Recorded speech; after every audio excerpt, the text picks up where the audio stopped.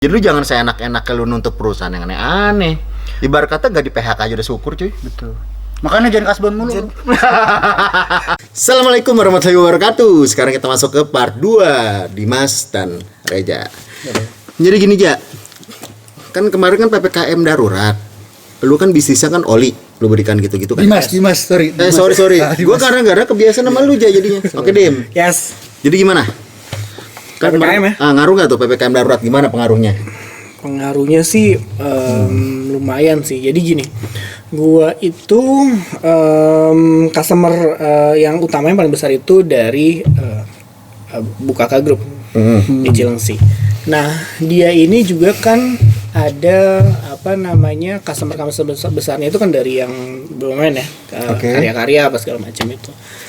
Dan dari karya-karya ini juga dia pembayaran pasti menunda kan ke ke customer gue, dan customer gue juga pasti ada penundaan juga kesini yang akhirnya invoice juga umurnya jadi tambah panjang gitu, dan akhirnya kita harus cari cara gimana caranya cash flow ini tetap aman, tetap bisa supply, tetap bisa menggaji gitu, karena insya Allah alhamdulillah juga selama corona ini dari awal kita nggak berusaha untuk tidak mengurangi gaji karyawan dari awal sampai alhamdulillah ya, Masya Allah luar biasa. Mudah-mudahan nanti kedepannya masih tetap nggak ada ya, itu sekarang kendala ya. Yes, nggak ada kendala. Jadi cash flow sih terutama tuh di cash flow. Jadi harus pinter-pinter gimana nih supaya yang ini bisa masuk ke manajemen cash flow tuh, harus skillnya harus ini sih pas lagi PPKM. Itu ilmu keuangan tuh nanti tuh. Benar. Tapi emang penting banget sih. Jadi mentor gue namanya Pak Yusak Mahya bilang kalau cash flow di masa PPKM ini ya itu darah dalam sebuah bisnis. Ibarat kata lagi nggak PPKM itu darah, ini udah lebih DNA lagi nih malahan ya. Sumsumnya malah. Karena cash is the king di kondisi pandemi kayak gini. Orang lagi nahan cash loh. Nahan uang, nggak mau keluar uang. Aset dicairin jadi cash juga semua. Pasti, karena cash is the king semuanya. Jadi kesimpulannya paling aman emas dong ya. Iya nggak sih? Emas kan bisa langsung dijual, gampang jual. Bisa. Apalagi kalau tahu sekarang ada namanya dinaran ya, Mardigowik ya. Itu kan bisa, katanya sih kalau kita ada emas atau apa bisa dicairin langsung sih. Masanya berbentuk digital apa fisik gitu? Jadi lu belanjanya digital, tapi nanti ujung-ujungnya sih ada fisiknya. Cuman kalau gua sih nggak tahu kenapa ya, gua lebih suka fisik sih.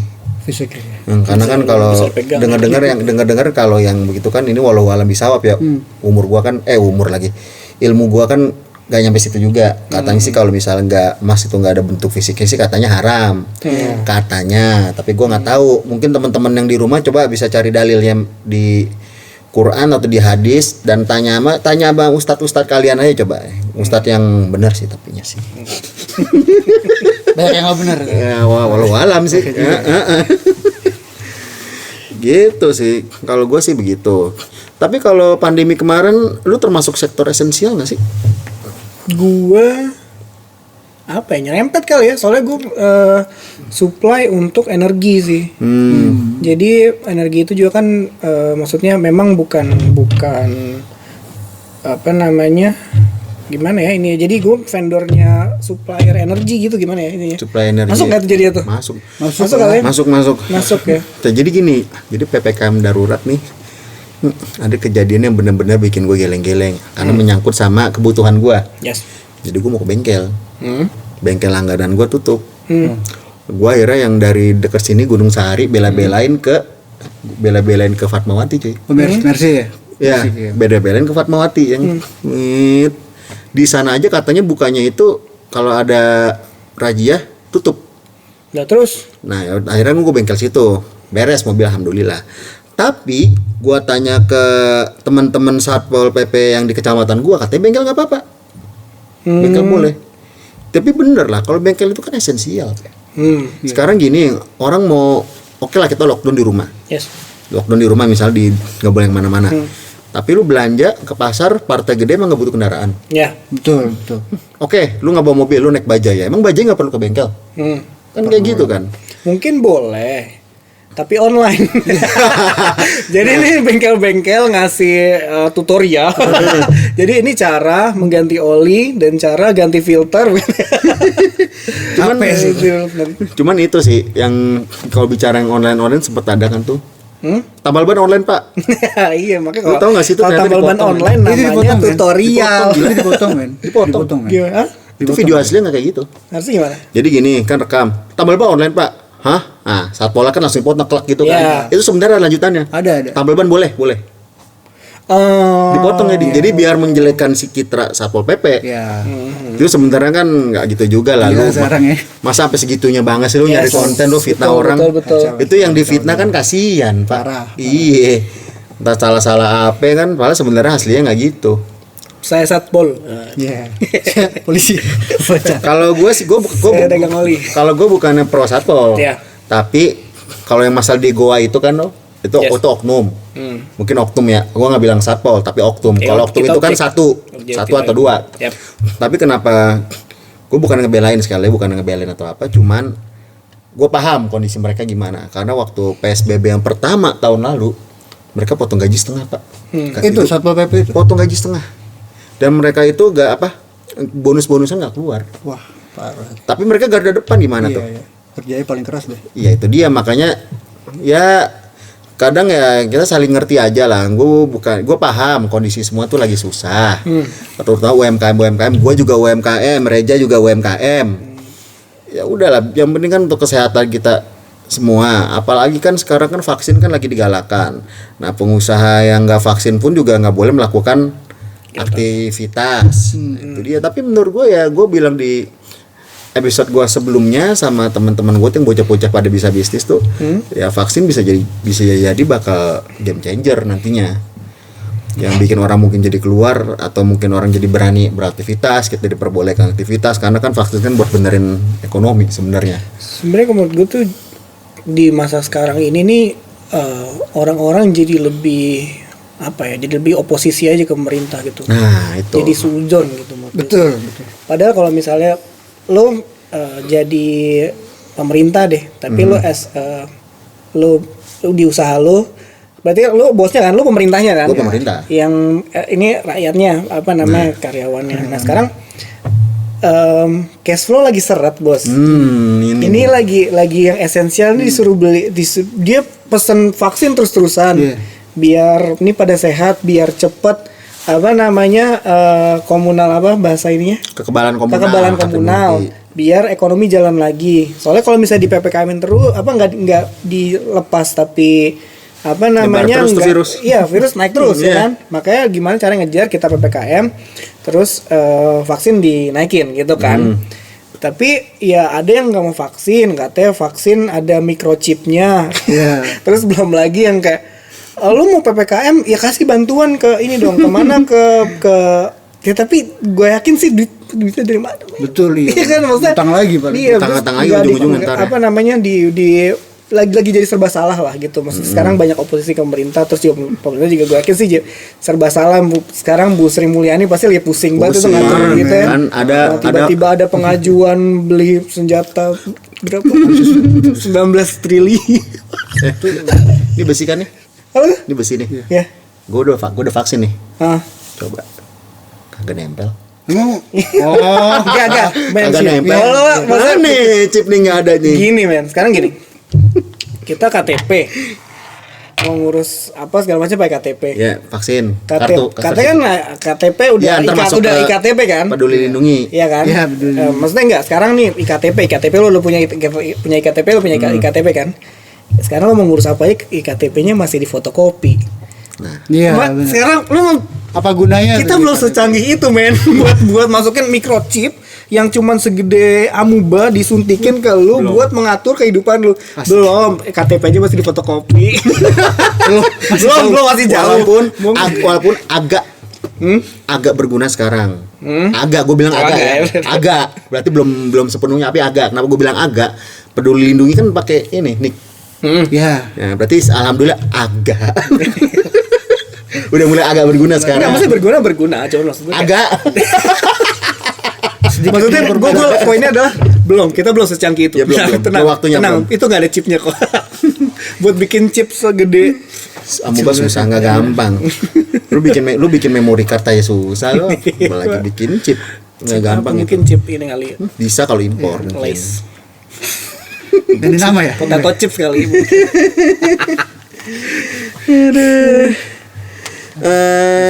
Cash flow.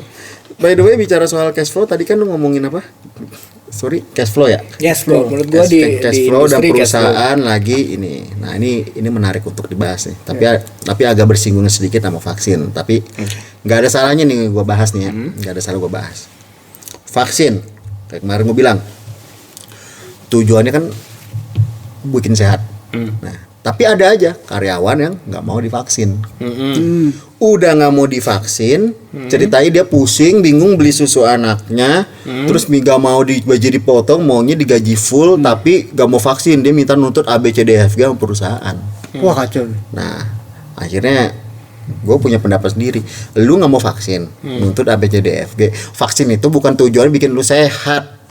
Tujuannya bukan biar lu hidup, biar buka corona, cuman buat ngidupin ekonomi. Buat apa? Biar lu bisa beli susu anak lu itu maksudnya. Jadi kalau bisa udah vaksin, biar pemerintah ekonomi geliat jalan lagi, lu bisa beli susu anak lu. Iya. Jadi lu jangan seenak-enak lu nuntut perusahaan yang aneh-aneh. Ibarat kata gak di PHK aja udah syukur cuy. Betul. Makanya jangan kasbon mulu. Iya, maksudnya Gua anak buah gue kalau nonton. Sama, Iya. lu juga kasbon dulu. Jangan kasbon mulu. Tapi tergantung kalau karyawannya yang oke, dalam artian Ya. kerjanya oke itu beda cerita. Cuman kalau Oke menurut sih, gua- Dok. kita bukan yang nggak mau ngasih, kita pasti nyari uang juga pasti untuk bersama. Pasti. Kita pengen sejahtera nih bareng-bareng, tapi ya kan cash flow lagi susah. Kondisi. ya kan? Kita lihat Jadi lebih kondisinya. menurut gua gini sih untuk yang gue tanggepin yang tadi tuh lebih gini sih.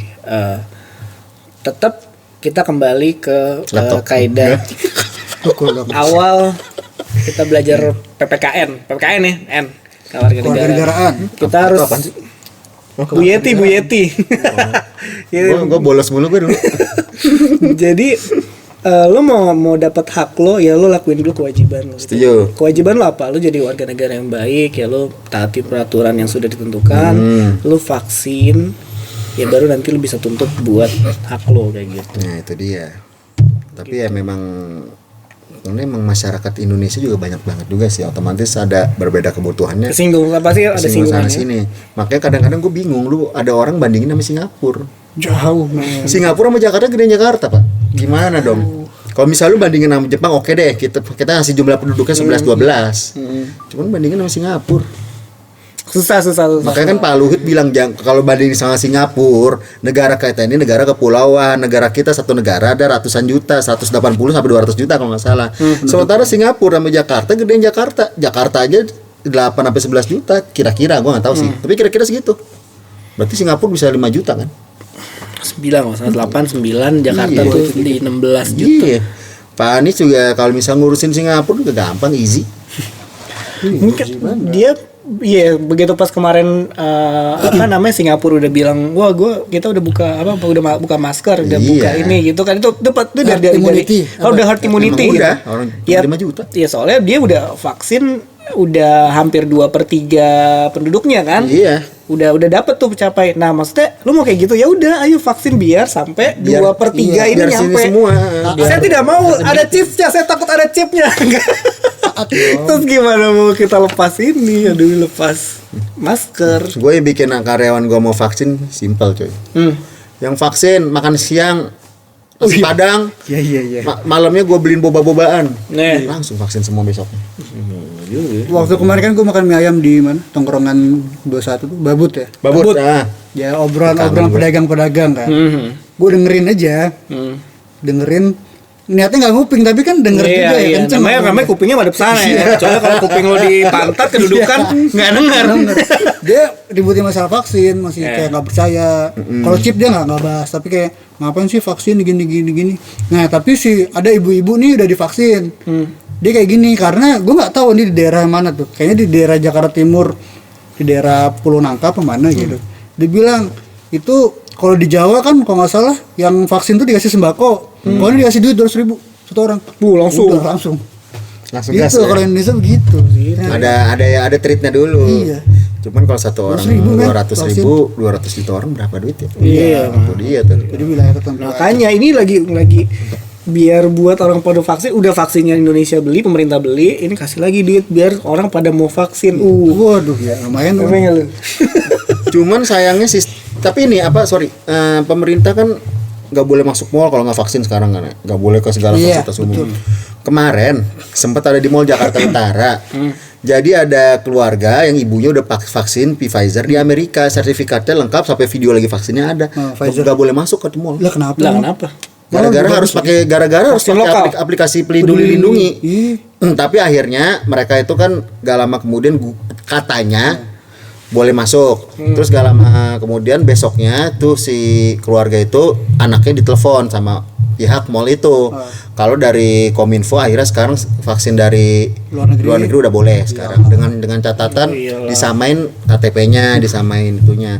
Ya iyalah, masa jelas-jelas vaksin di luar negeri kan kita udah bantu ikhtiar pemerintah, masa nggak boleh? Mall mana sih Masuk. inisialnya tuh? Apaan? Inisialnya apa? Mall Utara. Utara. Gading ya? Oh, bukan. Apaan? Oh, ini apa namanya? Tempat Inisial aja. nongkrongnya anak 21 kesanan lagi. Oke. Apaan tuh? Inisialnya apa? Ya mallnya anak 21 Yuk, aja. Town Square bukan? Ya mallnya anak 21 masa lu kagak tahu? Piazza. Yang ada biliar. Oh iya iya. Oh, iya. MKG Iya. lah. Iya. MKG apa? Inisialnya MKG. MKG. Iya apa? Inisialnya MKG. Inisialnya MKG. Kepanjangannya Mall Kelapa Gading. Nah, itu gua nggak tahu sih kalau inisial sih. Ya, mungkin kita coba cari di apa namanya di internet ya. Gitu. Tapi mallnya hebat, gue salut. Bagus. Dalam artian kan ya mall nggak bisa disalahin, orangnya kan ikut-ikutan peraturan pemerintah. Benar. Nggak bisa disalahin Mungkin juga. sosialisasinya agak kurang. Cuman ya itu sosialisasinya aja, itu yang sangat disayangkan. Di mallnya. Ya, kemarin gue juga sempat baru tahu tuh yang baru PPKM level 4 diperpanjang, baru tahu kalau semua tuh harus vaksin. Makanya kan gue bilang ke teman-teman Satpol, Pak, saya selama dari PSBB yang pertama selalu ikut aturan, nggak pernah lolos. Tapi kalau misalnya saya ada satu yang lolos, berarti ada yang salah. Mereka pun juga setuju, iya, karena sosialisasinya kurang. Menurut gue lebih ke ini sih, lebih ke gue yakin sih kalau peraturan tuh kan nggak bisa langsung begitu pas hari ini di info langsung besoknya tuh udah implementasinya udah 100%, nggak mungkin sih. Pertama mungkin penyerapan informasinya mungkin ada delay, ada mungkin yang nggak dengar atau apa, ada mungkin yang masih mental ya itu mental anak SD misalnya, kayak kalau misalnya nggak yang disebutin gurunya semuanya salah, maksudnya paham nggak, kayak 2+2 kalau 4 itu adalah 2+2 padahal 1+3 juga 4 gitu kan. Misalnya ya ini boleh yang hanya yang vaksin yang boleh masuk, ya udah vaksin Indonesia doang yang boleh masuk, orang luar enggak. Ada yang kayak gitu mungkin.